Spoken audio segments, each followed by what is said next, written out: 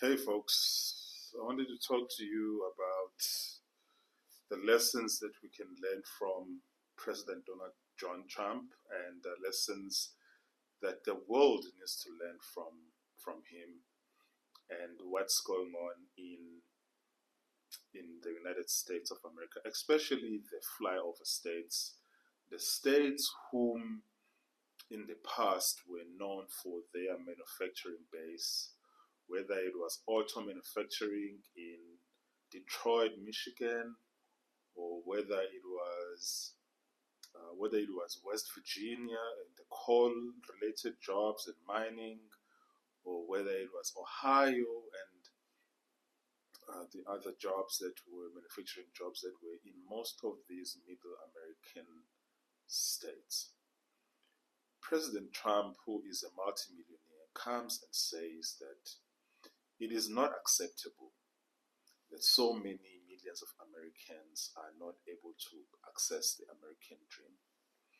And the reason why they cannot access the American dream is because the high-paying manufacturing jobs have been shipped off to Asia, not just China, India as well, and Japan and South Korea and Vietnam and Singapore and other places.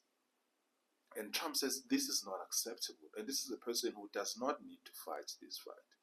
He is a multimillionaire. His kids are going to be billionaires. His kids are going to be billionaires and multimillionaires. He does not need this fight. There is no need for him to be fighting this fight.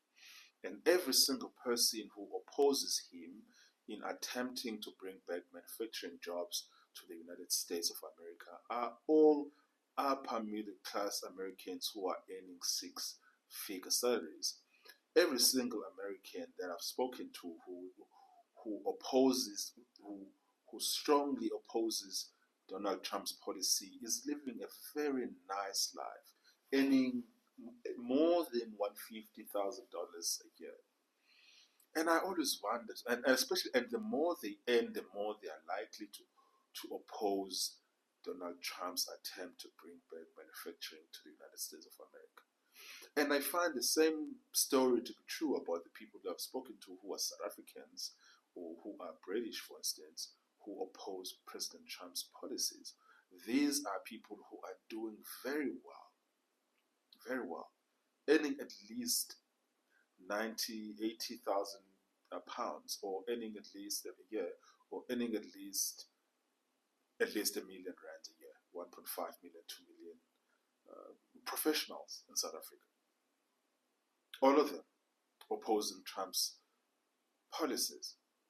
And what I find is that people, all of these elites, they are so out of touch. They're so out of touch. They really don't understand why it matters for a nation like the United States of America to rebuild its industrial base so that on average people must earn at least $80,000 a year. This must be the average salary, which means there must be fewer people earning less than $60,000 a year than there are people earning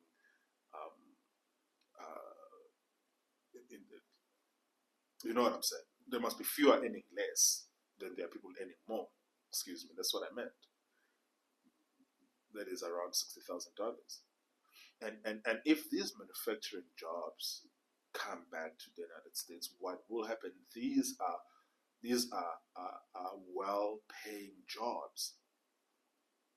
Well-paying jobs would mean that when you are now actually going back to having couples working for Ford or General Motors, and if both of them are working for these companies, their household salary is above 160, approaching 160, $180,000 a year.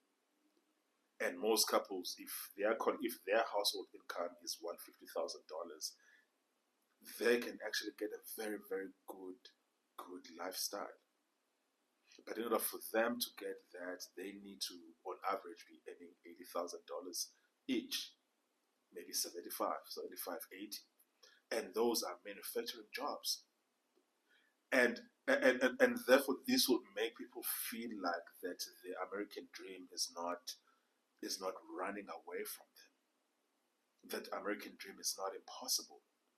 And then you have all these people who are opposing him are actually living the American dream.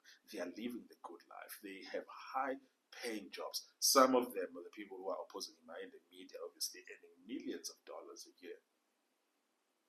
I think I really don't understand why people who are doing so well are opposing someone who is trying to make life better for people who are being left behind.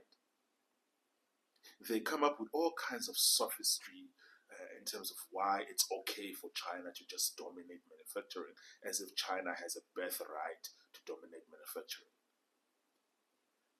And then when you hear them talk about how no, America doesn't have this advantage here, America doesn't have this advantage here, but it is as if China just magically, or because they are just better. No, they are not just better. A lot of it actually was just cheating, because they had a single mind and a single intention of winning the manufacturing wars, and they won by cheating, and they continue to cheat. So this level of like, no, you don't have this capacity, you don't have that capacity, no, you don't have this advantage, you don't have that advantage. Basically saying, you know what, just give up, just give up. And this just give up mentality is actually going to result in having millions of Americans feeling like that nothing that they do matters, nothing that they can ever come out of this situation where they are in a clut, where they can never really feel like they are succeeding in anything. They are not able to get a house that they want, to get a car that they want, to give their kids a better life. And you have a multi-billionaire trying everything in his power to find elaborate ways and other creative ways to try and uplift American people, including using tariffs, including trying to get back investment back to America, including trying to resuscitate industries that have been dead for 20 years, 30 years. You have small towns in the United States, in states like Ohio, West Virginia, where there are no people now living in them. They are dead, ghost towns. And the elites are just saying, no, but those are just jobs of the past. If they are jobs of the past, how come China has these jobs? How come India has these jobs? How come Vietnam and Singapore and Bangladesh and all these other places in Nepal has these jobs? If they're all, and they're saying, oh, no, everyone just needs to learn how to code. It is so insensitive and so out of touch. I can never really understand it. Like, I think for me, this is one of the main reasons I support President Trump, which is one of the reasons why I think that leaders of countries all over the world needs to look at what he's doing and start thinking, how can I use this kind of thinking to uplift my nation, to get these millions of people in my country who are unemployed and unemployable. There are countries all over the world where more than 50% of the people don't work. And people are just okay with it. Liberals are okay with it. And instead they are telling you that it's not good for you to be a billionaire. But when you're trying to come up with policies that are going to lift millions of people out of poverty and give them a good and decent, respectable job, they come with all kinds of like, oh, you know what, free trade can't be violated. As if there's some sort of like holy rule that it's okay for China to just wipe the floor with you when it comes to these things. I can never understand it. Every single one of these elites and people who are earning a lot of money that I've spoken to, every single one of them, it's as if they have yielded that China's got this. We can never beat China on this. Really, guys, really. Is that the spirit? I disagree with it. Like, I really disagree with it, and that applies to my beloved country of South Africa. I really disagree with it. This is not the way to go, folks. It's not. You need to fight back. Anyways, cheers.